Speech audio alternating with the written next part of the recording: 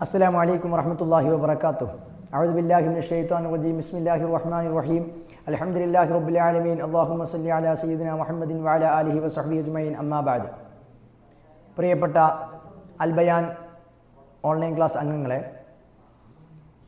അപ്പോൾ നമ്മൾ നേരത്തെ ഫിഖ്ഹിൻ്റെ ക്ലാസ് എടുത്തു, അതേപോലെ തഫ്സീറിൻ്റെയും ക്ലാസ് എടുത്തു. ഇനി നമുക്ക് എടുക്കാനുള്ളത് ഹദീസിൻ്റെ ക്ലാസ്സാണ്. ഹദീസിൽ നമ്മൾ മഹാനായ ഇമാം നവവി റളിയല്ലാഹു അൻഹുവിൻ്റെ കിതാബുൽ അർബഈൻ എന്ന് പറഞ്ഞ ഈ ഒരു ചെറിയ കിതാബാണ് ആദ്യമായിട്ട് നമ്മൾ ക്ലാസ് എടുക്കുന്നത്. ഇനി കിതാബ് കഴിഞ്ഞിട്ട് മറ്റു എന്ത് ചെയ്യാം, കിതാബുകളിലേക്ക്, റിയാദുസ് സ്വാലിഹീനിലേക്കൊക്കെ നമുക്ക് പ്രവേശിക്കാം. അപ്പോൾ ആദ്യമായി നമ്മൾ ഹദീസിൻ്റെ ഒരു ആമുഖം നൽകാം. ഹദീസ് എന്ന് പറഞ്ഞാൽ പ്രവാചകർ സ്വല്ലല്ലാഹു അലൈഹി വസല്ലമ തങ്ങളുടെ വാക്കുകളോ അല്ലെങ്കിൽ പ്രവർത്തനങ്ങളോ അല്ലെങ്കിൽ സമ്മതങ്ങളോ എന്ന് പറഞ്ഞാൽ പ്രവാചകർ സ്വല്ലല്ലാഹു അലൈഹി വസല്ലമ തങ്ങൾ പറഞ്ഞ വാക്കുകൾ, പല ഹദീസുകളുണ്ടാകും. നബി സ്വല്ലല്ലാഹു അലൈഹി വസല്ലമ തങ്ങൾ പറഞ്ഞു എന്ന് പറഞ്ഞു. അല്ലെങ്കിൽ പ്രവാചകർ സ്വല്ലല്ലാഹു അലൈഹി വസല്ലമ തങ്ങൾ ചെയ്ത പ്രവർത്തനങ്ങളുണ്ടാവും. ഉദാഹരണത്തിന് പറയുകയാണെങ്കിൽ നബി സ്വല്ലല്ലാഹു അലൈഹി വസല്ലമ തങ്ങൾ നിസ്കരിച്ചതുപോലെ സ്വഹാബികൾ കണ്ട് നിസ്കരിക്കുകയായിരുന്നു ഉണ്ടായിരുന്നത്. അപ്പോൾ നബി സ്വല്ലല്ലാഹു അലൈഹി വസല്ലമ തങ്ങളുടെ ആ നിസ്കാരം എന്നുള്ളത് ഒരു പ്രവർത്തനമായിട്ടാണ്. അതേപോലെ നബി സ്വല്ലല്ലാഹു അലൈഹി വസല്ലമ തങ്ങളുടെ സമ്മതം എന്ന് പറഞ്ഞാൽ നബി തങ്ങളുടെ മുമ്പിൽ വെച്ച് ഏതെങ്കിലും സ്വഹാബി ഒരു കാര്യം ചെയ്യുകയും ആ കാര്യത്തിൽ നബി സ്വല്ലല്ലാഹു അലൈഹി വസല്ലമ തങ്ങൾ എതിർത്തൊന്നും പറയുകയും ചെയ്തിട്ടില്ല എന്നുണ്ടെങ്കിൽ അത് പ്രവാചകർ സ്വല്ലല്ലാഹു അലൈഹി വസല്ലമ തങ്ങളുടെ സമ്മതമായിട്ട് പരിഗണിക്കുകയും അതും ഹദീസായിട്ട് നമ്മൾ പരിഗണിക്കുന്നതാണ്. ഇതാണ് ഹദീസ് എന്ന് പറയാം. അതിന് സുന്നത്ത് അല്ലെങ്കിൽ ഖബർ, അസർ എന്നുള്ള പേരൊക്കെ അതിനുണ്ട്, വേറൊക്കെ പറയാറുണ്ട്. ഏതായാലും പ്രവാചകർ സ്വല്ലല്ലാഹു അലൈഹി വസല്ലമ തങ്ങൾക്ക് ജിബ്രീൽ വഴി അള്ളാഹു നൽകിയതാണ് പരിശുദ്ധ ഖുർആൻ. നമ്മൾ പറഞ്ഞിരുന്നു വഹിയാണ് പരിശുദ്ധ ഖുർആൻ എന്നുള്ളത്. അതേപോലെ തന്നെ ഹദീസാണെങ്കിലും നബി സ്വല്ലല്ലാഹു അലൈഹി വസല്ലമ തങ്ങൾക്ക് അള്ളാഹു സുബ്ഹാനഹു വ തആല വഹി നൽകുന്നതാണ്. എന്നാൽ ജിബ്രീൽ വഴി അള്ളാഹു സുബ്ഹാനഹു വ തആല നബി സ്വല്ലല്ലാഹു അലൈഹി വസല്ലമ തങ്ങൾക്ക് വഹിയായിട്ട് നൽകുന്നതാണ് ഹദീസുകളും. അല്ലാതെ പ്രവാചകർ സ്വല്ലല്ലാഹു അലൈഹി വസല്ലമ തങ്ങൾ സ്വയിഷ്ടപ്രകാരം പറയുന്നതല്ല ഹദീസുകൾ. ഇൻഹുവ ഇല്ലാ വഹ്യു യൂഹ വമാ യൻതിഖു അനിൽ ഹവാ ഇൻഹുവ ഇല്ലാ വഹ്യു യൂഹ എന്നുള്ളത് എന്ന് പരിശുദ്ധ ഖുർആനിൽ ആയത്തുണ്ട്. പ്രവാചകർ സ്വല്ലല്ലാഹു അലൈഹി വസല്ലമ തങ്ങൾ ഒരിക്കലും സ്വയം ഇഷ്ടപ്രകാരം അല്ലെങ്കിൽ സ്വയം അഭിപ്രായം പറയുന്നതല്ല. ഹദീസാണെങ്കിലും അള്ളാഹുവിൽ നിന്നുള്ള വഹിയാകുന്നു എന്ന്. ഖുർആനാകുമ്പോൾ നമ്മൾ നേരത്തെ പറഞ്ഞതുപോലെ അതിൻ്റെ ലഫ്ദുകളും അതിൻ്റെ അർത്ഥങ്ങളും അതിൻ്റെ പദങ്ങളും അള്ളാഹുവിൽ നിന്നായിരിക്കും. എന്നാൽ ഹദീസാകുമ്പോൾ അതിലെ അർത്ഥം അള്ളാഹുവിൽ നിന്നായിരിക്കും, അതിലെ പദങ്ങൾ നബി സല്ലല്ലാഹു അലൈഹി വസല്ലമ തങ്ങളിൽ നിന്നായിരിക്കും. അതാണ് ഹദീസും ഖുർആനും തമ്മിലുള്ള വ്യത്യാസം. ഏതായാലും പ്രവാചകർ സ്വല്ലല്ലാഹു അലൈഹി വസല്ലമ തങ്ങൾക്ക് 40-ാമത്തെ വയസ്സിൽ നുബുവത്ത് കിട്ടുകയും പിന്നീട് 63 വയസ്സ് വരെ ആ 23 വർഷത്തെ കാലഘട്ടത്തിൽ പ്രവാചകർ സ്വല്ലല്ലാഹു അലൈഹി വസല്ലമ തങ്ങൾ പറഞ്ഞതും പ്രവർത്തിച്ചതും സമ്മതം കൊടുത്തതുമൊക്കെ ഉള്ളത് സ്വഹാബികൾ അത് താബിഈങ്ങൾക്ക് പറഞ്ഞു കൊടുക്കുകയും താബിഈങ്ങൾ തബഉ താബിഈങ്ങൾക്ക് പറഞ്ഞു കൊടുക്കുകയൊക്കെ ചെയ്യുകയും അവർ ചില ആളുകളൊക്കെ അതിനെ റെക്കോർഡായി എഴുതി വെക്കുകയും ചെയ്താണ് ഹദീസ് നമുക്ക് കിട്ടുന്നത്. ഏതായാലും ഇസ്ലാമിക ശരീഅത്ത് പ്രകാരം ഒന്നാമത്തെ അതിൻ്റെ പ്രമാണം എന്ന് പറഞ്ഞാൽ പരിശുദ്ധ ഖുർആനാണ്. രണ്ടാമത്തെ പ്രമാണമാണ് പരിശുദ്ധ ഹദീസ്, റസൂൽ സ്വല്ലല്ലാഹു അലൈഹി വസല്ലമ തങ്ങളുടെ ഹദീസ് എന്നുള്ളത്. ഇനി നമ്മൾ ഹദീസ് പഠിക്കുമ്പോൾ നമ്മൾ പറയും ഹദീസിന് 2 ഭാഗങ്ങളുണ്ട്. സനദ് എന്ന് പറയും, അതേപോലെ തന്നെ മത്തിൻ എന്ന് പറയും. മത്തിൻ എന്ന് പറഞ്ഞാൽ ഹദീസിൻ്റെ കണ്ടന്റ്, നമ്മൾ പറയും ഇൻഷാ അല്ലാഹ് അതിൻ്റെ കണ്ടന്റിനാണ്. അതിൻ്റെ സനദ് എന്ന് പറഞ്ഞാൽ ആ ഹദീസ് റിപ്പോർട്ട് ചെയ്ത ആളുകളുടെ ശൃംഖലക്കാണ് അതിൻ്റെ സനദ് എന്ന് പറയാം.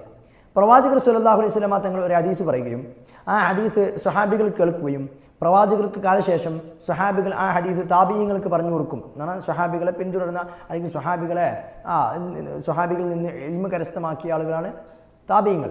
അപ്പോൾ സ്വഹാബികൾ ആ ഹദീസ് താബിഈങ്ങൾക്ക് പറഞ്ഞു കൊടുക്കുകയും താബിഈങ്ങൾ അത് തബഉ താബിഈങ്ങൾക്ക് പറഞ്ഞു കൊടുക്കുകയും ചെയ്യുന്ന ആ ഒരു സാഹചര്യമാണ് ഉണ്ടായിരുന്നത്. അങ്ങനെ മഹാനായ ഉമർ ഇബ്നു അബ്ദുൽ അസീസ് റളിയല്ലാഹു അൻഹുവിൻ്റെ ഉമവി ഖലീഫയായിരുന്ന ഉമർ ഇബ്നു അബ്ദുൽ അസീസ് റളിയല്ലാഹുവിൻ്റെ കാലഘട്ടത്തിൽ അവിടെ ഉണ്ടായിരുന്ന ഒരു ഹദീസ് പണ്ഡിതനായിരുന്ന ഇബ്നു ശിഹാബ് സുഹ്രിയെ അദ്ദേഹം ഏൽപ്പിക്കുകയാണ് ഹദീസുകൾ ക്രോഡീകരിക്കാനൊക്കെ. അങ്ങനെയാണ് എന്ത് അദ്ദേഹം ഹദീസുകൾ ക്രോഡീകരിക്കുന്നതൊക്കെ. അങ്ങനെ എന്ന് പറഞ്ഞാൽ ഹിജ്റ 100 വർഷങ്ങൾക്ക് ശേഷമാണ് ഹദീസ് ക്രോഡീകരിക്കുന്നത് എന്നർത്ഥം. അപ്പോൾ ഹദീസ് ക്രോഡീകരിക്കുന്ന സമയത്ത് അദ്ദേഹം ഇബ്നു ശിഹാബ് സുഹ്രി അല്ലെങ്കിൽ ശേഷം വന്നിട്ടുണ്ടായിരുന്ന മാലിക് ബിൻ അനസ് റളിയല്ലാഹു അൻഹു തൻ്റെ മുവത്ത എന്ന കിതാബുണ്ട്, നമ്മളെ ഫിഖ്ഹിൻ്റെ ക്ലാസ്സിൽ പറഞ്ഞിരുന്നു. അപ്പോൾ മുവത്ത എന്നൊരു ഹദീസിൻ്റെ ഗ്രന്ഥമുണ്ട്. ആ ഹദീസിൻ്റെ ഗ്രന്ഥത്തിൽ മഹാനായ ഇമാം മാലിക് റളിയല്ലാഹു അൻഹു ആ ഹദീസ് അദ്ദേഹം ഏത് സ്വഹാബിയിൽ നിന്ന് കേട്ടോ അല്ലെങ്കിൽ ഏത് താബിയിൽ നിന്ന് കേട്ടോ, അദ്ദേഹം പിന്നെ ഏത് സ്വഹാബിയിൽ നിന്ന് കേട്ടോ, ആ സ്വഹാബി പ്രവാചകനിൽ നിന്ന് കേട്ടോ, അല്ലെങ്കിൽ ബുഖാരി ഇമാമ്, ബുഖാരിയൊക്കെ കേട്ടിട്ടുള്ള ഹദീസിൻ്റെ ഗ്രന്ഥമാണ് ബുഖാരി ഇമാമ് ഏത് ഇമാമിൽ നിന്ന് കേട്ടു, ആ ഇമാമ് ഏത് താബിയിൽ നിന്ന് കേട്ടു, ആ താബി വേറെ താബിയിൽ നിന്ന് കേട്ടു, ആ താബി സ്വഹാബിയിൽ നിന്ന് കേട്ടു, ഇങ്ങനെ എന്ത് ചെയ്യുന്നത് ആ നിബിത്തങ്ങളിൽ നിന്ന് ഹദീസ് കേട്ടു എന്ന ആ ഒരു ശൃംഖല ഉണ്ടാകും. ആ റിപ്പോർട്ട് ചെയ്ത ശൃംഖല, അതിനാണ് സനദ് എന്ന് പറയുക. മത്തിന് എന്ന് പറഞ്ഞാൽ ആ ഹദീസിൻ്റെ കണ്ടന്റിനാണ്. ഇൻഷാ അല്ലാഹ് നമ്മൾ ഉദാഹരണ സഹിതം പറയും. അപ്പോൾ ഈ എന്തിനാണ് ഈ സനദ് മത്തിനൊക്കെ നമ്മൾ നോക്കുന്നത്? മത്തിന് നമ്മൾ ആ ഹദീസിൻ്റെ കണ്ടന്റാണ്. അപ്പോൾ സനദിൻ്റെ പ്രാധാന്യം എന്താണ്? സനദിൽ കൃത്യമായിട്ടും അത് റിപ്പോർട്ട് ചെയ്ത ആളുകളുണ്ടാകും. ആ റിപ്പോർട്ട് ചെയ്ത ആളുകളെ കുറിച്ച് കൃത്യമായി പഠനം നടത്തും. എന്നാൽ പ്രവാചകർ സ്വല്ലല്ലാഹു അലൈഹി വസല്ലം തങ്ങൾ സ്വഹാബികൾ കേട്ടു. സ്വഹാബികളെല്ലാവരും പിന്നെ ആ സത്യസന്ധരും വിശ്വസ്തരുമായതുകൊണ്ട് അതിൽ നമുക്ക് ചർച്ച ചെയ്യാനില്ല. പിന്നെ താബിഈങ്ങളും തബഉ താബിഈങ്ങളും ശേഷം വന്ന ആളുകളിൽ നിന്ന് ഓരോരുത്തരെ കുറിച്ചും കൃത്യമായി പഠനം നടത്തും. അവർ വിശ്വസ്തരുമാണോ സത്യസന്ധരുമാണോ, മാത്രമല്ല അവർക്ക് മനഃപ്പാടമാക്കാനും അല്ലെങ്കിൽ പറഞ്ഞെടുത്ത കാര്യങ്ങൾ കൃത്യതയോടുകൂടെ മറ്റുള്ളവർക്ക് പറഞ്ഞു കൊടുക്കാനൊക്കെ കഴിയുന്നുണ്ടോ എന്നൊക്കെ നോക്കും. അങ്ങനെയൊക്കെ കഴിയുന്നവരുണ്ടെങ്കിൽ മാത്രമാണ് അവരുടെ ഹദീസുകൾ സ്വീകരിക്കുക. സ്വഹീഹായ ഹദീസ് എന്നൊക്കെ പറയാം.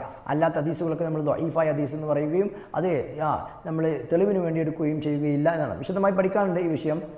അതേപോലെ തന്നെ എന്തിനത് മുത്തവാത്തിറായ ഹദീസ് എന്നൊക്കെ പറയും. മുത്തവാത്തിറായ ഹദീസ് എന്ന് പറഞ്ഞാൽ പ്രവാചകനിൽ നിന്ന് ഒരു എണ്ണം, 40 എന്ന് പറയുന്ന പല അഭിപ്രായ വ്യത്യാസങ്ങളുണ്ട്. 40 സ്വഹാബികൾ കേൾക്കുകയും ആ 40 സ്വഹാബികളിൽ നിന്നും അടുത്ത തലമുറ താബിഈങ്ങളിൽ 40 ആളുകൾ കേൾക്കുകയും അങ്ങനെ ഓരോ തലമുറകളിൽ നിന്നും 40 ആളുകൾ കേട്ട് അവസാനം ഏതെങ്കിലും ആ ബുഖാരി ഇമാമോ അല്ലെങ്കിൽ ഏതെങ്കിലും ഇമാമാർ റിപ്പോർട്ട് ചെയ്ത ഹദീസുകളുണ്ടാകും. അതിൽ ഓരോ കാറ്റഗറിയിലും എന്നാൽ ഈ ഹദീസിനെ റിപ്പോർട്ട് ചെയ്ത ഓരോ കാറ്റഗറിയിലും 40 ആളുകൾ ഉണ്ടാകും എന്നുള്ളത് കൊണ്ടാണ് അതിന് മുത്തവാത്തിറായ ഹദീസ് എന്ന് പറയുക. അല്ലാത്ത ഹദീസുകളൊക്കെ ആഹാദ് ഹദീസ് ആകുന്നു. മുത്തവാത്തിറായ ഹദീസ് എന്ന് പറഞ്ഞാൽ ഖുർആനോളം ഖുർആൻ്റെ അടുത്ത് അതിന് പ്രാധാന്യമുണ്ട്, അല്ലെങ്കിൽ അതിന് വിശ്വസ്തതയുണ്ട്. അതുകൊണ്ട് അതിൽ സ്വീകരിക്കൽ നിർബന്ധമാണ്. ചുരുക്കി പറഞ്ഞാൽ ഇസ്ലാമിക ശരീഅത്തിൻ്റെ പ്രമാണങ്ങളിൽ ഒന്നാമത്തെ പ്രമാണമാണ് പരിശുദ്ധ ഖുർആൻ. രണ്ടാമത്തെ പ്രമാണം ഹദീസാകുന്നു. ഹദീസിനെ കുറിച്ചുള്ള ഏതാനും ചില വിവരങ്ങൾ നൽകി എന്ന് മാത്രം.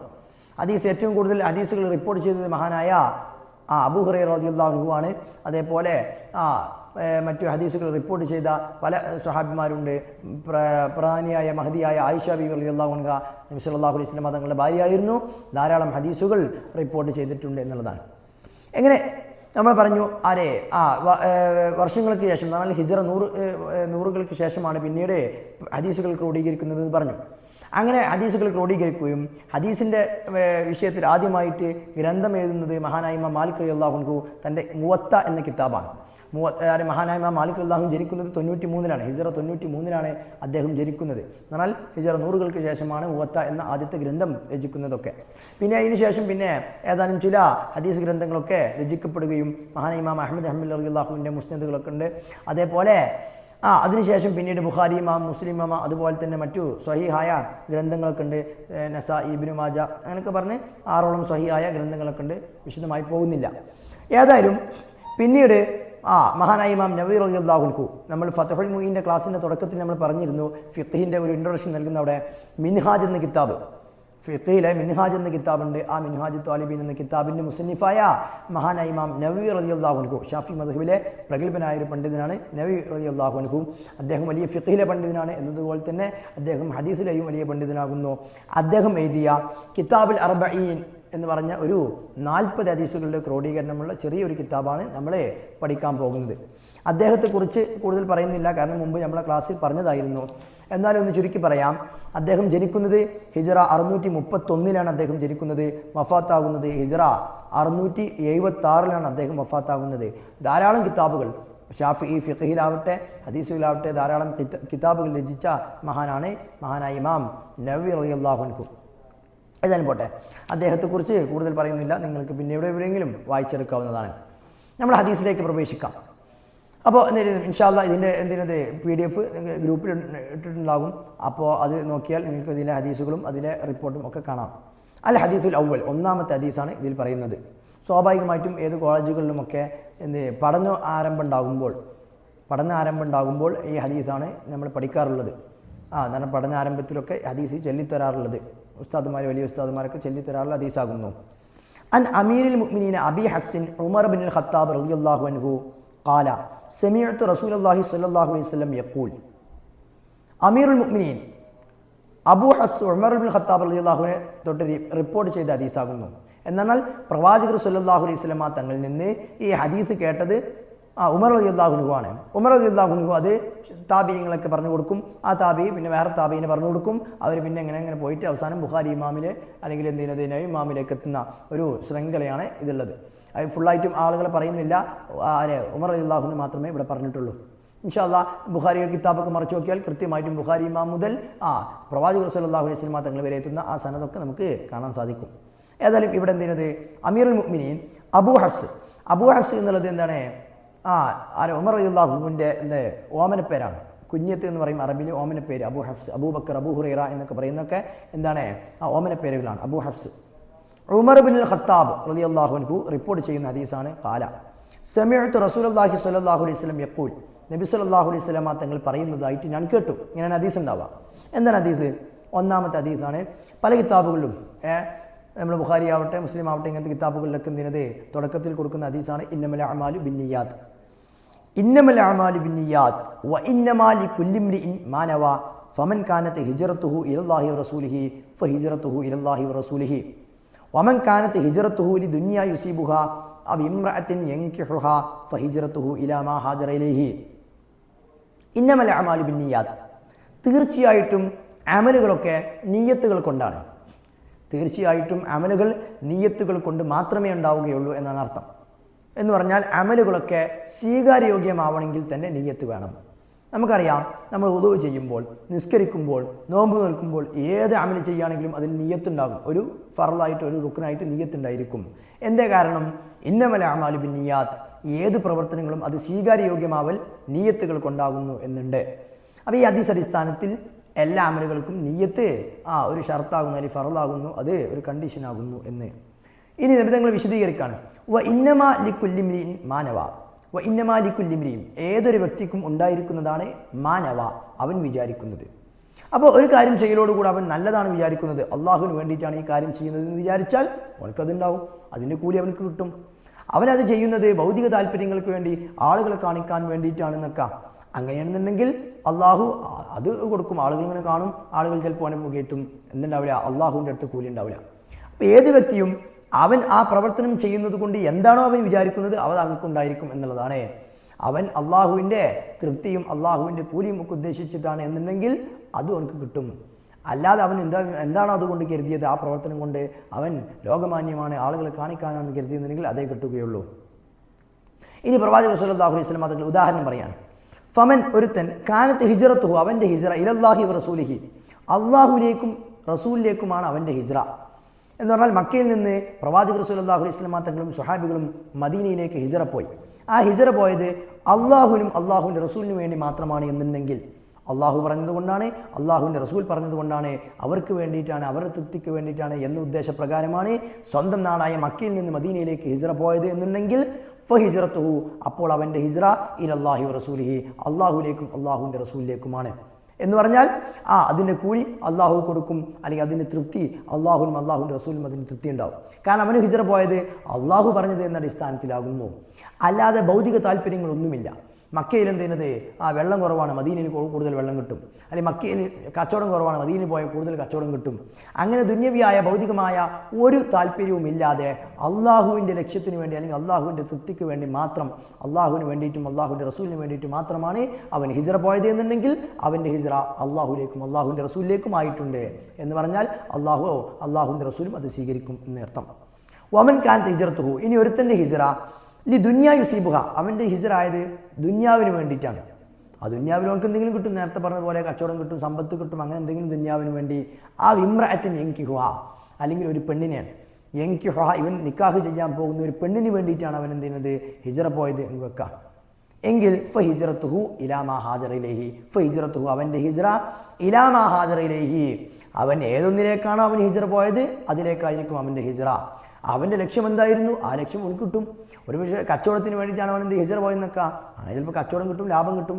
ഒരു പെണ്ണിനെ തേടിയിട്ടാണ് അവൻ ഹിജ്റ പോയെന്നൊക്കെ, അങ്ങനെയെങ്കിൽ ചിലപ്പോൾ ആ പെണ്ണിനെ കിട്ടുകയും കല്യാണം കഴിക്കുകയും നമുക്ക് ഉണ്ടാവും. പക്ഷേ അള്ളാഹുവിൻ്റെ അടുത്തും അള്ളാഹുവിൻ്റെ റസൂലിൻ്റെ അടുത്തും അതിന് ഒരു കൂലിയും ഉണ്ടായിരിക്കുന്നതല്ല എന്നുള്ളതാണ്. ഈ ഹദീസിൻ്റെ ഷറഹിൽ കാണാം. ഈ ഹദീസ് വന്നത് ഉമ്മു ഖൈസ് എന്ന് പറഞ്ഞ ഒരു സ്ത്രീ ഉണ്ടായിരുന്നു മക്കയിൽ. ഉമ്മു ഖൈസ്, ആ ഉമ്മു ഖൈസ് എന്ന ഒരു സ്ത്രീ, ആ സ്ത്രീയെ ആഗ്രഹിച്ചിരുന്ന ഒരു യുവാവുണ്ടായിരുന്നു മക്കയിൽ. നബി സല്ലല്ലാഹു അലൈഹി വസല്ലമ തങ്ങളും കൂട്ടരും മക്കയിൽ നിന്ന് മദീനയിലേക്ക് ഹിജ്റ പോകുന്നുണ്ടെന്നറിഞ്ഞപ്പോൾ ഈ ഉമ്മു ഖൈസ് എന്ന സ്ത്രീയും ഒപ്പം ഹിജ്റക്ക് പോയി. ഇതറിഞ്ഞ ആ യുവാവ് ഉമ്മു ഖൈസ് എന്ന ഒരു സ്ത്രീയെ കിട്ടണമെന്ന താല്പര്യപ്രകാരം അവനും ഹിജ്റക്ക് പോയി. അവൻ്റെ ഹിജ്റയുടെ ഉദ്ദേശം ആ പെണ്ണിനെ കിട്ടണമെന്നും ആ പെണ്ണിനെ കല്യാണം കഴിക്കണമെന്നാണ് ഉദ്ദേശം. അതുകൊണ്ട് ആ പെണ്ണിനെ കിട്ടാൻ വേണ്ടിയുള്ള ഹിജ്റ ആയതുകൊണ്ട് അള്ളാഹുലേക്കും റസൂലിലേക്കും അല്ല ഹിജ്റ. അതുകൊണ്ട് ആ ഹിജ്റ അള്ളാഹും റസൂലും സ്വീകരിക്കുന്നതല്ല. ഒരുപക്ഷെ അവൻക്ക് ഉദ്ദേശം ചിലപ്പോൾ കിട്ടിയേക്കാം. അതാണ് ദുന്യവിയായ അല്ലെങ്കിൽ എന്ത് ചെയ്യാം ഒരു പെണ്ണിനെ കിട്ടുക എന്നൊക്കെ ആഗ്രഹം കൊണ്ട് ഒരാൾ ഹിജ്റ പോയാൽ അയാൾ ആ ഒരു ആഗ്രഹത്തിലേക്ക് എത്തും. അള്ളാഹും റസൂലും സ്വീകരിക്കുകയില്ല എന്നാണ് ഹദീസിൻ്റെ അർത്ഥം. ഇനി ഹിജ്റ എന്നുള്ള ഉദാഹരണം പറഞ്ഞുള്ളൂ. ഏത് പ്രവർത്തനം അങ്ങനെ തന്നെ നമ്മൾ ഏതെങ്കിലും ഒരു നല്ല പ്രവർത്തനം ചെയ്യുന്നത് ദുന്യവിയായ കാര്യത്തിനോ അല്ലെങ്കിൽ അങ്ങനെ എന്ത് ചെയ്യുക ഏതെങ്കിലും ഒരു പെണ്ണിന് കിട്ടാനോ ഒക്കെ വേണ്ടിയിട്ടാണ് എന്നുണ്ടെങ്കിൽ അവൻ്റെ ആ പ്രവർത്തനം ആ ദുന്യവിയായ ആവശ്യം നിറവേറ്റാം. പക്ഷേ അവൻ്റെ ആ ഒരു പ്രവർത്തനം അള്ളാഹും റസൂലും സ്വീകരിക്കുകയില്ല എന്നുള്ളതാണ്. ഓക്കെ, വിശദമായി പറയുന്നില്ല. പിന്നെ ഹദീസിൻ്റെ ഷർഹുകളിലൊക്കെ വിശദമായിട്ട് ഈ ഹദീസിൻ്റെ ഷർഹുകളൊക്കെ പറയുന്നുണ്ട്. മഹാനായ ഇമാം ഷാഫി റളിയല്ലാഹു അൻഹു ഈ ഒരൊറ്റ ഹദീസിൽ നിന്ന് മാത്രം 70ഓളം മസ്അലകൾ കണ്ടെത്തിയിട്ടുണ്ട് എന്നുള്ളതാണ്. നമ്മൾ നേരത്തെ പറഞ്ഞതുപോലെ വുദു ഉണ്ടാക്കുമ്പോൾ നിയ്യത്ത് വെക്കണം എന്ന തെളിവ് ഈ ഹദീസാണ്. നിസ്കരിക്കുമ്പോൾ നിയ്യത്ത് വേണം, തെളിവ് എന്താണ്? ഈ ഹദീസാണ്. നോമ്പ് തോൽക്കുമ്പോൾ നിയ്യത്ത് വേണം, അത് തെളിവ് ഈ ഹദീസാണ്. അപ്പോൾ ഈ ഹദീസ് അടിസ്ഥാനത്തിൽ മഹാൻ ഇമാം ഷാഫി റളിയല്ലാഹു അൻഹു 70ഓളം മസ്അലകളൊക്കെ ഇതിൽ നിന്നുണ്ടാക്കിയിട്ടുണ്ട് എന്നൊക്കെ നമുക്ക് കാണാം. അപ്പോൾ അത്രയും മഹത്തരമായ ഹദീസാകുന്നു ഇത്. ഇനി അടിയിൽ കാണാൻ ചെയ്യുന്നത് ഇത് റിപ്പോർട്ട് ചെയ്തത് ആരെ? മഹാനായ ഇമാം ബുഖാരി റളിയല്ലാഹു അൻഹുവും അതേപോലെ മുസ്ലിം റളിയല്ലാഹു അൻഹുവും ആകുന്നു. രണ്ടുപേരും ബുഖാരി ഇമാമിൻ്റെ പ്രധാനപ്പെട്ട കിതാബാണ് സ്വഹീഹുൽ ബുഖാരി, മുസ്ലിം ഇമാമിൻ്റെ പ്രധാനപ്പെട്ട കിതാബാണ് സ്വഹീഹു മുസ്ലിം. ഈ രണ്ടും സ്വഹീഹുൽ ബുഖാരി ആവട്ടെ സ്വഹീഹ് മുസ്ലിം ആവട്ടെ രണ്ടും പ്രധാനപ്പെട്ട കിതാബുകളാകുന്നു. ആ രണ്ട് കിതാബുകളിലും റിപ്പോർട്ട് ചെയ്ത ഹദീസാകുന്നു ഈ ഹദീസ് എന്നുള്ളത്. എന്ന് പറഞ്ഞാൽ ഈ ഹദീസ് അത്രയും സ്വഹീഹാകുന്നു എന്ന് ഞാൻ നേരത്തെ പറഞ്ഞിരുന്നു. സ്വഹീഹാവിൽ അതിൻ്റെ റിപ്പോർട്ട് ചെയ്ത ആളുകൾ നോക്കിയിട്ട് അവർക്ക് എല്ലാ ക്വാളിറ്റി ഉണ്ടെങ്കിൽ ഹദീസ് സ്വഹീഹാകും. അങ്ങനെ റിപ്പോർട്ട് ചെയ്ത ഹദീസാകുന്നു ഇത്. ഓക്കെ, ഇതാണ് ഒന്നാമത്തെ ഹദീസ്. ഇനി രണ്ടാമത്തെ ഹദീസാണ് ഇത് പറയാൻ പോകുന്നത്. ഹദീസ് താനി, രണ്ടാമത്തെ ഹദീസ് അൻ ഉമർ റളിയല്ലാഹു അൻഹു അയ്ദൻ ഖാല എന്ന് പറഞ്ഞാൽ ഉമർ റളിയല്ലാഹു അൻഹു തന്നെയാണ് റിപ്പോർട്ട് ചെയ്ത രണ്ടാമത്തെ ഹദീസും. ഉമർ റളിയല്ലാഹു അൻഹു പറയാണ്, ബൈനമാ നഹ്നു ജുലൂസുൻ, ഞങ്ങളിങ്ങനെ എന്ത് ചെയ്യുന്നത് ഒരു സ്ഥലത്ത് ഇരിക്കുകയാണ്. ഇന്ദ റസൂലുള്ളാഹി സ്വല്ലല്ലാഹു അലൈഹി വസല്ലം, നബി സല്ലല്ലാഹു അലൈഹി വസല്ലം തങ്ങളുടെ അടുത്ത് ഞങ്ങളിങ്ങനെ ഇരിക്കുകയാണ്. ദാത്ത യൗമിൻ, ഒരു ദിവസം. പക്ഷേ ഇരിക്കുന്നതിനിടയിൽ ഇത് ത്വല അലൈനാ റജുലുൻ, ഒരു മനുഷ്യൻ വന്നു ഞങ്ങളുടെ അടുത്തേക്ക്. ഒരാളിങ്ങനെ എന്ത് ചെയ്തു? നമ്മുടെ അടുത്തേക്ക് വന്നു. ഷദീദ് ബയാദ് സിയാബ്, അയാളെ വസ്ത്രത്തിൻ്റെ എന്ത് ചെയ്യാം ലൈറ്റ് എന്തിനത് കളറൊക്കെ വെള്ള എന്ന് മാത്രമല്ല വളരെ ബ്രൈറ്റ് വൈറ്റ് ആകുന്നു. എന്ന് പറഞ്ഞാൽ നല്ല കളറുള്ള നല്ല വെളുത്ത ഒരു വസ്ത്രമുള്ള, എന്നാൽ ഒരു മഞ്ഞ കളറോ അല്ലെങ്കിൽ അങ്ങനെ എന്ത് ചെയ്യാം നീല കളറോ എന്നല്ല, നല്ല വെളുത്ത വസ്ത്രം മുട്ടവരാണ്. ഷദീദു സവാദ് ഷാ, അദ്ദേഹത്തിൻ്റെ മുടി ഷാർ എന്ന് പറഞ്ഞാൽ മുടിയൊക്കെ എന്ത് ചെയ്യുന്നത് നല്ല കറുപ്പുള്ള ഒരാളാണ്. ലാ യുറ അലൈഹി അഥറു സഫർ, യാത്രയുടെ ഒരു അടയാളങ്ങളും കാണുന്നില്ല. കാരണം നമ്മൾ കുറേ ദൂരത്തു നിന്ന് യാത്ര ചെയ്ത് വന്നാൽ എന്ത് ചെയ്യും ചളിയും പൊടിയും ഒക്കെ ഉണ്ടാവും മേത്ത്. പക്ഷെ അതൊന്നുമില്ല. ശരീരത്തിൽ എന്ത് ചെയ്യാം, ഇപ്പോൾ വെള്ള ഡ്രസ്സൊക്കെ ഇട്ടാൽ ചിലപ്പോൾ കളറൊക്കെ ആവാം, മഞ്ഞ കളറാവാം, അല്ലെങ്കിൽ ചളിയൊക്കെ ഉണ്ടാവും. പക്ഷേ ഇദ്ദേഹം വെളുത്ത വസ്ത്രമാണ് ഇട്ടിട്ടുള്ളത്. മുടിയൊക്കെ എന്ത് ചെയ്യും നല്ല കറുപ്പ്, എന്നാൽ പൊടിയൊക്കെ ആയിട്ട് മുടിൻ്റെ കളർ മങ്ങിയിട്ടൊന്നുമില്ല. യാത്രയുടെ ലക്ഷണങ്ങളൊന്നുമില്ല. വല യഅരിഫുഹു മിന്നാ അഹദുൻ, ഞങ്ങൾ ആർക്കും അറിയില്ല. സ്വഹാബികൾക്ക് അയാൾ ആരെന്ന് ചോദിച്ചപ്പോൾ ആർക്കും അറിയില്ല. ഹത്താ ജലസിൽ നബി സ്വല്ലല്ലാഹു അലൈഹി വസല്ലം, നബി തങ്ങളുടെ അടുത്തേക്ക് ഇരുന്നു. ഫഅസ്നദ റുക്ബതൈഹി ലാ റുക്ബതൈഹി, എന്നാൽ നബി തങ്ങൾ ഇങ്ങനെ എന്ത് ചെയ്യുന്നത് ഇരിക്കുമ്പോൾ, ഇപ്പോൾ നമ്മൾ ഇഫ്തിറാഷിൻ്റെ അല്ലെങ്കിൽ തവറൊക്കെ ഇരുത്തിരിക്കുമ്പോൾ മുട്ടുകാലിന് മുമ്പിലായിരിക്കും ഉണ്ടാവും മുട്ട്. അപ്പോൾ ആ മുട്ടിലേക്ക് ഇങ്ങനെ ചേർന്നിരുന്നു ഈ വന്ന ആൾ. ഫവദഅ കഫൈഹി അലാ ഫഖദൈഹി, എന്നിട്ട് എന്ത് ചെയ്തു തൻ്റെ തുടമേ എന്ത് ചെയ്ത് കൈ വെച്ചു, അല്ലെങ്കിൽ പ്രവാചകൻ്റെ തുടമേ അയാൾ കൈ വെച്ചു. എന്നിട്ട് ചോദിക്കുകയാണ്, യാ മുഹമ്മദ്, മുഹമ്മദ് പ്രവാചകരെ, അഖ്ബിർനി അനിൽ ഇസ്ലാം, ഇസ്ലാം എന്താണെന്ന് പറഞ്ഞു തരൂ. ഒരാളൊന്ന് ചോദിക്കുകയാണ് നബിതങ്ങളോട്, ഇസ്ലാം എന്താണെന്ന് പറഞ്ഞു തരൂ. ഫഖാല റസൂലുള്ളാഹി സ്വല്ലല്ലാഹു അലൈഹി വസല്ലം, നബിതങ്ങൾ പറഞ്ഞു, അൽ ഇസ്ലാം, ഇസ്ലാം എന്ന് പറഞ്ഞാൽ അൻ തശ്ഹദ അല്ലാ ഇലാഹ ഇല്ലല്ലാഹ് വ അന്ന മുഹമ്മദ് റസൂലുള്ളാഹ്. അൻ തശ്ഹദ, നീ സാക്ഷ്യം വഹിക്കലാണ്. സാക്ഷ്യം വഹിക്കുക എന്ന് പറഞ്ഞാൽ നമ്മൾ ഹൃദയത്തിൽ കൽബിൽ നമ്മൾ വിശ്വസിക്കുകയും നാവ് കൊണ്ട് അത് പറയുകയും ചെയ്യുന്നതാണ് എന്തറിയാം അൻ തശ്ഹദ, ഷഹാദത്ത് എന്ന് പറയാം. അൻ തശ്ഹദ അല്ലാ ഇലാഹ ഇല്ലല്ലാഹ്, അല്ലാഹു അല്ലാതെ മറ്റൊരു ഇലാഹില്ലെന്നും, വ അന്ന മുഹമ്മദൻ റസൂലുള്ളാഹ്, മുഹമ്മദ് നബി സല്ലല്ലാഹു അലൈഹി വസല്ലം തങ്ങൾ അള്ളാഹുവിൻ്റെ റസൂലാകുന്നു എന്ന് സാക്ഷ്യം വഹിക്കുക. അതാണ് ഒന്നാമത്തെ ഇസ്ലാം. വ തുഖീമ സ്വലാത്ത, നിസ്കാരം നിലനിർത്തുക എന്നുള്ളതും തുത്തി സക്കാത്ത് കൊടുക്കുക എന്നുള്ളതും തസൂമ റമദാൻ മാസം നോമ്പ് നോൽക്കുക എന്നുള്ളതും തഹുജ്ജൽ ബൈത്ത ഇനിസ്തതഅത ഇലൈഹി സബീല തഹുജ്ജൽ ബൈത്ത ഹജ്ജ് ചെയ്യുക. ബൈത്തനാൽ കഅബയിൽ ഹജ്ജ് ചെയ്യുക. ഇനിസ്തതഅത ഇലൈഹി സബീല നിനക്ക് സാധിക്കുമെങ്കിൽ അതിലേക്ക് വഴിയാൻ നിനക്ക് സാധിക്കുമെങ്കിൽ അതിലേക്കുള്ള വഴികളുണ്ടാവും. അത് നിനക്ക് സാധിക്കും. സാമ്പത്തികമായിട്ടും ശാരീരികമായിട്ടും ഒക്കെ നിനക്ക് സാധിക്കുമെങ്കിൽ ഈ ഹജ്ജ് ചെയ്യുക. അപ്പോൾ ഇസ്ലാം എന്താണെന്ന് ചോദിച്ച അയാളോട് നബി തങ്ങൾ പറഞ്ഞ മറുപടിയാണ് ഒന്ന് ഷഹാദത്ത് കലിമ, രണ്ടാമത്തത് നിസ്കാരം നിലനിർത്തുക. അവിടെ തുക്കീമുസ്സല വിശദമായിട്ടുണ്ട്. ഹദീസിൻ്റെ ഷർഹുകൾ നോക്കി വിശദമായി കിട്ടും. തുക്കീമുസ്സല എന്ന് പറഞ്ഞാൽ നിസ്കാരം നിലനിർത്തുക എന്നാണ്. ഇഖാമത്തു സ്വലാത്ത് എന്ന് പറയാം, നിസ്കാരം നിലനിർത്തുക. നിസ്കരിക്കുക എന്നല്ല, നിസ്കാരം നിലനിർത്തുക എന്നാണ്. നിസ്കരിക്കുക എന്ന് പറഞ്ഞാൽ എപ്പോഴെങ്കിലുമൊക്കെ നിസ്കരിക്കുന്ന ആൾക്കാർക്കൊപ്പം ഉണ്ടാകുമ്പോൾ അല്ലെങ്കിൽ പള്ളിയിൽ ജമാഅത്ത് കിടക്കുമ്പോൾ അപ്പോഴൊക്കെ എന്ത് ചെയ്യുന്നത് നിസ്കരിക്കുക, അത് നിസ്കരിക്കലാകുന്നു. നിസ്കാരം നിലനിർത്തുക എന്ന് പറഞ്ഞാൽ ഏത് പ്രതിസന്ധി ഘട്ടത്തിലും ഏത് പരിപാടിയാണെങ്കിലും ഏത് എന്ത് ചെയ്യണം പ്രയാസത്തിലാണെങ്കിൽ പോലും യാത്രയിലാണെങ്കിലും പോലും ഒക്കെ നിസ്കാരം അത് ഒഴിവാക്കാതെ അവൻ എന്ത് ചെയ്യുന്നത് നിർവഹിക്കുന്നുണ്ടെങ്കിലാണ് നിസ്കാരം നിലനിർത്തുക എന്ന് പറയാം. ഒത്തി സക്കാത്ത് കൊടുത്തു വിട്ടുക. കൊടുത്താൽ മാത്രം പോരെ, കൊടുത്ത് വീട്ടണം. എന്നാൽ സക്കാത്തിൽ കൃത്യമായ കണക്കുണ്ട്, ഫിഖിലൊക്കെ നമ്മൾ പഠിക്കും. കൃത്യമായ കണക്ക് അടിസ്ഥാനത്തിൽ അത് കൊടുത്ത് വീട്ടണം. അങ്ങനെയെങ്കിൽ സക്കാത്ത് സൂമ റമദാൻ മാസം നോമ്പൊലിക്കലും പിന്നെ ഹജ്ജ് ചെയ്യലും ഒക്കെ. ഇത് പറഞ്ഞപ്പോൾ വന്നാൾ സുദക്ത പറഞ്ഞത് ശരിയാണല്ലോ, സത്യമാണെന്ന് പറഞ്ഞു.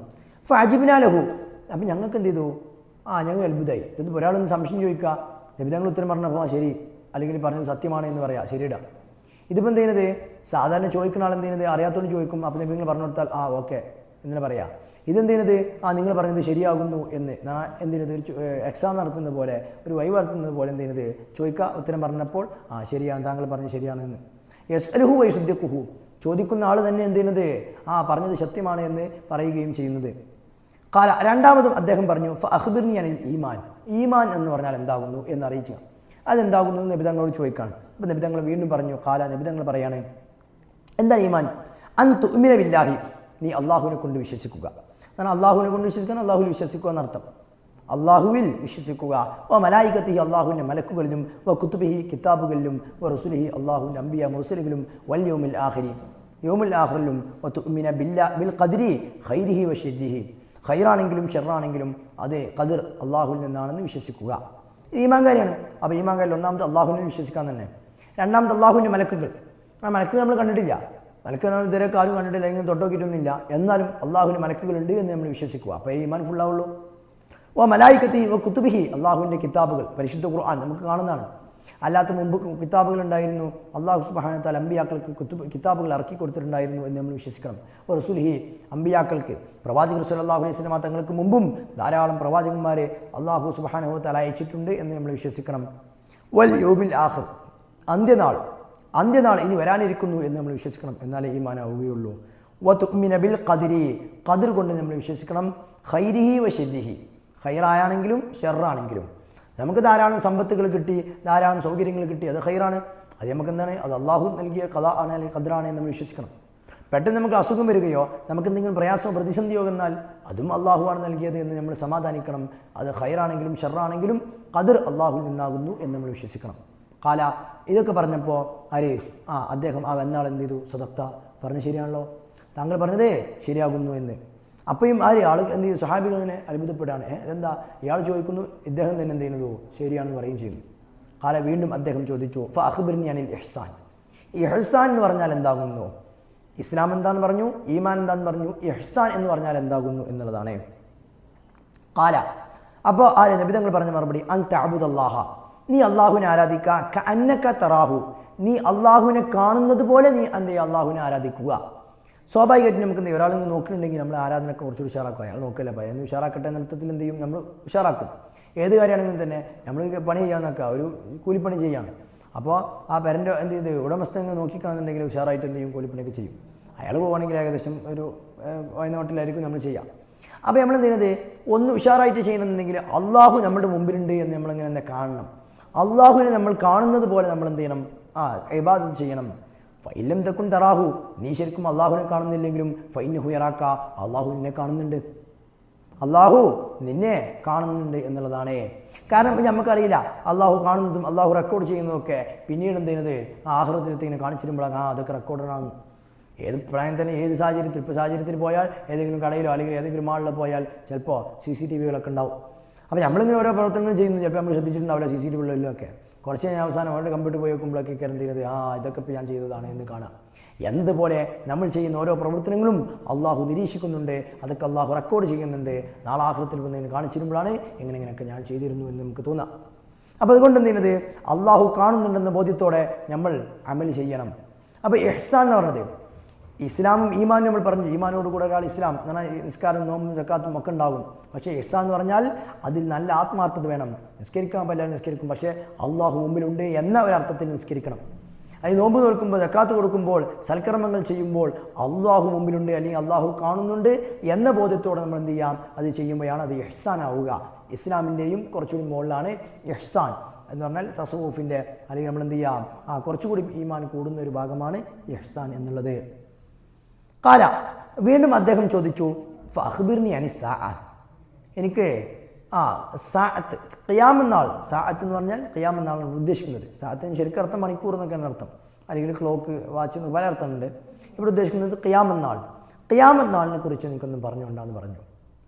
കാല നിബിധങ്ങൾ പറഞ്ഞു, അതിപ്പോൾ എനിക്കറിയില്ല. കാരണം ഇസ്ലാം എന്താ, ഈമാൻ എന്താ, ഇഹ്സാൻ എന്താ എന്നൊക്കെ നമുക്കറിയാം, അതൊക്കെ ഞാൻ പറഞ്ഞു. പക്ഷേ ഖിയാമന്നാളിനെ കുറിച്ച് എനിക്കറിയില്ല. എങ്ങനെ ഇപ്പോൾ ഖിയാമന്നാൾ എപ്പോഴും ഉണ്ടാവുക എന്ന് പറയാൻ പറ്റുമോ? ഇല്ല, അതൊന്നും എനിക്കറിയില്ല. മൽ മസ്ഊലു അൻഹാ ബിഅഅലമ മിനസ് സായിലി, ചോദിച്ച എന്നെക്കാളും കൂടുതൽ അറിയാം നിങ്ങൾക്ക് തന്നെ ആയിരിക്കും. കാരണം നിങ്ങളെക്കാളും കൂടുതൽ അറിയുന്നവനല്ല ഞാൻ, ചോദിക്കപ്പെട്ട ഞാൻ ചോദിച്ച നിങ്ങളെക്കാളും കൂടുതൽ അറിയില്ല. എന്നാൽ എന്നെക്കാളും ഒരുപക്ഷെ ചിലപ്പോൾ നിങ്ങൾക്ക് തന്നെ ആയിരിക്കും കൂടുതൽ അറിയാം. അതുകൊണ്ട് അതിനെക്കുറിച്ച് ഞാൻ പറയുന്നില്ല.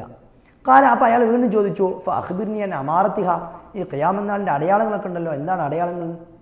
കാല നബി സല്ലല്ലാഹു അലൈഹി വസല്ലം തങ്ങൾ മറുപടി പറഞ്ഞു, അൻ തലിദൽ അമതു റബ്ബതഹ. ഒന്നാമത്തെ അടയാളമായിട്ട് നബി തങ്ങൾ പറഞ്ഞത്, ഒരു അടിമ തൻ്റെ ഉടമയെ പ്രസവിക്കുക എന്നുള്ളതാണ്.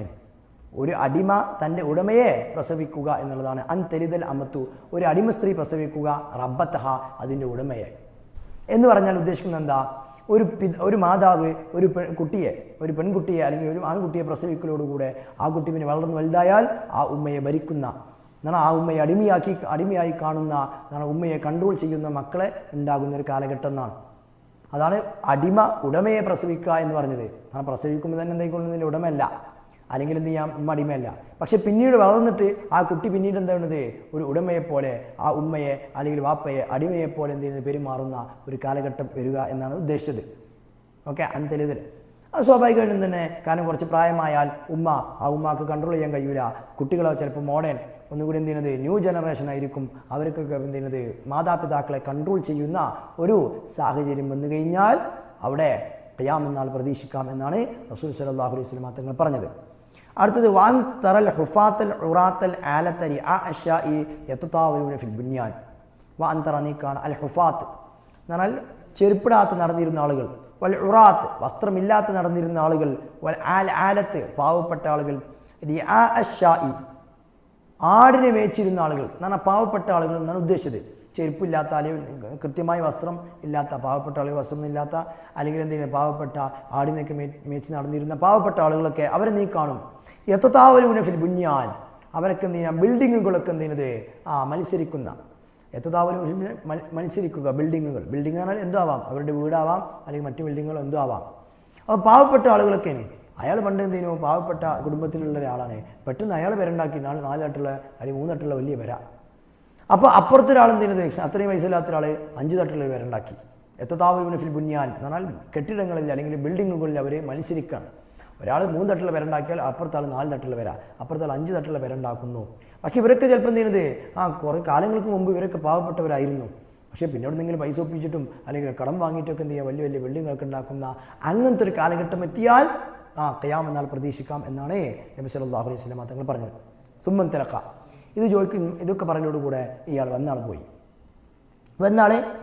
ഫലബിസ്തു മലിയൻ, ഉമർ റളിയല്ലാഹു പറയാണ്, കുറച്ചെങ്കിലും ഉണ്ടായിരുന്നു. സ്വാഭാവികമായിട്ടും ഒരാൾ വന്ന് പോയി ആ ഒരു നട്ടലും അല്ലെങ്കിൽ ആ ഒരു ഇതുണ്ടാവുമല്ലോ സാഹചര്യം, ആ ഒരു മൊമെൻറ്റിൽ നിന്ന് ഇത് കുറച്ചെങ്കിലും ഉണ്ടാതിരുന്നു. തുമ്മ കാല, പിന്നെ നബി തങ്ങൾ പറഞ്ഞു, യാ ഉമറെ ആ തദ്രീ മനി സായിൽ, ഈ വന്ന് ചോദിച്ചത് ആരാന്ന് നിങ്ങൾക്ക് മനസ്സിലായോ എന്ന് ഉമർ റളിയല്ലാഹുവിനോട് നബി തങ്ങൾ ചോദിക്കാം. കുൽത്തു, ഞാൻ പറഞ്ഞു, ഉമർ റളിയല്ലാഹു പറയാൻ ഞാൻ പറഞ്ഞു, അല്ലാഹു റസൂലുഹു അലം, എനിക്കറിയില്ല, അല്ലാഹുവിൻ്റെ റസൂലിനും അറിയാം. കാല നബി തങ്ങൾ പറഞ്ഞു ഫഇന്നഹു ജിബ്രീൽ, അത് ജിബ്രീൽ അലൈഹിസ്സലാമാണ് വന്നത്. ജിബ്രീൽ അലൈഹിസ്സലാമാണ് മുഖറബുൽ അംലാക്ക്, മലക്ക് ജിബ്രീൽ അലൈഹിസ്സലാമാണ് വന്നത്. പക്ഷേ വന്നത് മലക്കിൻ്റെ രൂപത്തിലല്ല, ഒരു മനുഷ്യ രൂപത്തിലായിരുന്നു വന്നത് എന്നുള്ളതാണ്. അപ്പോൾ സാധാരണ രീതിയിൽ ജിബ്രീൽ ദഹിയത്തുൽ കൽബി എന്ന് പറഞ്ഞൊരു സ്വഹാബിൻ്റെ ആ സ്വഹാബിയുടെ രൂപത്തിലാണ് വരാറുള്ളത്. അപ്പോൾ ആ രീതിയിൽ എന്ത് ചെയ്താണ് നബി തങ്ങളുടെ അടുത്തേക്ക് വന്നതാണ് ഈ സ്വഹാബി. അപ്പോൾ ഈ സ്വഹാബി വന്നിട്ട് എന്തിനത് ഈ സ്വഹാബിയുടെ രൂപത്തിൽ ജിബ്രീൽ അലൈഹിസ്സലാം വന്നിട്ട് എന്തിനത് ചോദിച്ചതാണ്. അപ്പോൾ നബി തങ്ങൾ പറയാണ് ഫഇന്നഹു ജിബ്രീൽ, ഇത് ജിബ്രീലാകുന്നു. അത്താക്കും യുഅല്ലിമുക്കും ദീനക്കും, അത്താക്കും അത് വന്നത് യുഅല്ലിമുക്കും നിങ്ങൾക്ക് പഠിപ്പിച്ചു തരാനാണ്, ദീനക്കും നിങ്ങളുടെ ദീനെ പഠിപ്പിച്ചു തരാൻ വേണ്ടിയിട്ടാണ്. അപ്പോൾ എന്താ വെച്ചാൽ ഇത് ഈമാൻ എന്താ ഇസ്ലാം എന്താണെന്ന് നബി തങ്ങൾക്ക് അറിയാത്തതുകൊണ്ടോ അല്ലെങ്കിൽ വന്ന് ജിബ്രീലിനെ അറിയാത്തതുകൊണ്ടോ അല്ല. എന്തിനാണ് ഇങ്ങനെ ഒരു ഇങ്ങനെ ഒരു സിറ്റുവേഷൻ ഉണ്ടാക്കിയത്? അതൊരു എന്തായിരുന്നു സ്വഹാബികൾക്ക് പഠിപ്പിച്ചു കൊടുക്കാൻ വേണ്ടിയിട്ടാണ്. ഈമാൻ എന്താ, ഇസ്ലാം എന്താ, ഇഹ്സാൻ എന്താ എന്നുള്ളതൊക്കെ, അല്ലെങ്കിൽ ഖിയാമത്ത് നാളിൻ്റെ അടയാളങ്ങൾ എന്താ എന്നൊക്കെ സ്വഹാബികൾക്ക് പറഞ്ഞു കൊടുക്കാനും പഠിപ്പിച്ചു കൊടുക്കാനും വേണ്ടിയിട്ടുള്ള ഒരു സിറ്റുവേഷൻ, ഒരു രൂപം ഉണ്ടാക്കിയതാണ് ജിബ്രീൽ അലൈഹിസ്സലാമും നബി തങ്ങളും. നബി തങ്ങൾ ഇങ്ങനെ ഇരിക്കുന്നു, ജിബ്രീൽ വന്ന് ഇങ്ങനെ ചോദിക്കുമ്പോൾ നബി തങ്ങൾ ഉത്തരം പറഞ്ഞു കൊടുക്കുന്നു. ഇതൊക്കെ ആര് കാണാണ്? അവിടെയുള്ള സ്വഹാബികൾ കാണാണ്. അപ്പോൾ സ്വഹാബികൾ ഇങ്ങനെ കണ്ടിട്ട് ഇങ്ങനെ മനസ്സിലാക്കാണ്, ഈമാൻ എന്ന് പറഞ്ഞാൽ ഇതാണ്, ഇഹ്സാൻ എന്ന് പറഞ്ഞാൽ ഇതാകുന്നു, ഖിയാമത്ത് നാളിൻ്റെ അടയാളങ്ങൾ ഇതാകുന്നു. ഖിയാമത്ത് നാൾ എപ്പോഴാണ് വരിക അതിനെക്കുറിച്ച് ചോദിച്ചപ്പോൾ നബി തങ്ങൾ അറിയില്ല എന്ന് പറഞ്ഞു. എന്നാൽ അത് ആർക്കും അറിയില്ല എന്നർത്ഥത്തിലാണ് അത് പറഞ്ഞത്. അപ്പോൾ ഇതിൽ നിന്ന് പ്രവാചകർ സല്ലല്ലാഹു അലൈഹി വസല്ലം തങ്ങളും ജിബ്രീൽ തമ്മിൽ നടന്ന ഈ സംഭാഷണത്തിൽ നിന്ന് സ്വഹാബികൾ കുറേ കാര്യങ്ങൾ മനസ്സിലാക്കാൻ വേണ്ടിയിട്ടാണ് ഇങ്ങനെ ഒരു സിറ്റുവേഷൻ ഉണ്ടാക്കി ജിബ്രീലും നബി തങ്ങളും തമ്മിൽ ഒരു സംഭാഷണം നടത്തിയതും അവിടെയുള്ള സ്വഹാബികളൊക്കെ അത് കേട്ടതും. പ്രധാനമായും മഹാനായ ഉമർ റളിയല്ലാഹു അൻഹു ആ കൂട്ടത്തിലായിരുന്നു. അദ്ദേഹം അത് റിപ്പോർട്ട് ചെയ്ത ഹദീസാണ് ഇപ്പോൾ നമ്മൾ പഠിച്ചത്. അപ്പോൾ ഉമർ റളിയല്ലാഹു അൻഹു പറയാണ്, നബി തങ്ങൾ എന്നോട് ചോദിച്ചു, ഇതാരാണ് എനിക്കറിയുമെന്ന് ചോദിച്ചു. ഞാൻ പറഞ്ഞു എനിക്കറിയില്ല, അള്ളാഹുവിനും റസൂലിനും അറിയാം. അപ്പോൾ നബി തങ്ങൾ പറഞ്ഞു, ഇത് ജിബ്രീലാകുന്നു, അത് വന്നത് എന്തിനാണ്? നിങ്ങൾക്ക് നിങ്ങളുടെ ദീൻ പഠിപ്പിച്ചു തരാൻ വേണ്ടിയിട്ട് വന്നതാകുന്നു, അല്ലാതെ എനിക്കറിയാം പരീക്ഷ വെക്കാനോ അല്ലെങ്കിൽ ജിബ്രീൽ എന്ത് ചെയ്യാം കിട്ടാതൊന്ന് സംശയം വന്നപ്പോൾ ചോദിച്ചതോ എന്നൊന്നല്ല, സ്വഹാബികൾക്ക് പഠിപ്പിച്ചു കൊടുക്കാൻ വേണ്ടിയാണ് എന്ന്. റവാഹു മുസ്ലിം, ഈ ഹദീസ് റിപ്പോർട്ട് ചെയ്ത് മുസ്ലിം റളിയല്ലാഹു അൻഹു തൻ്റെ സ്വഹീഹ് മുസ്ലിം റിപ്പോർട്ട് ചെയ്ത ഹദീസാണ്. അപ്പോൾ ഒക്കെ നമ്മൾ എന്ത് ചെയ്യുന്നത് 2 ഹദീസുകളാണ് ഇപ്പോൾ നമ്മളെന്ന് പറഞ്ഞത്. ഇൻഷാ അല്ലാഹ് ഇനി അടുത്ത ഹദീസുകളൊക്കെ അടുത്ത ക്ലാസ്സിൽ എടുക്കാം ഇൻഷാ അല്ലാഹ്. അപ്പോൾ ഈ ഹദീസും അതിൻ്റെ അർത്ഥങ്ങളും നമ്മൾ പറഞ്ഞു. ഇനിയും വിശദമായിട്ട് ഇതിൻ്റെ എന്ത് ചെയ്യാം ഷറഹുകളൊക്കെ ഉണ്ട്, ഇതിൽ ഓരോ കാര്യങ്ങളൊക്കെ വിശദമായി പഠിക്കാണ്ട്. അതാണ് നമ്മൾ ഷോർട്ടാക്കി ചുരുക്കിയിട്ട് ഹദീസും അതിൻ്റെ കാര്യങ്ങൾ മാത്രം പഠിക്കുന്നുള്ളൂ. വാഹിറു ദഅവാന അൽഹംദുലില്ലാഹി റബ്ബിൽ ആലമീൻ. അസ്സലാമു അലൈക്കും വറഹ്മത്തുള്ളാഹി വബറകാതുഹു.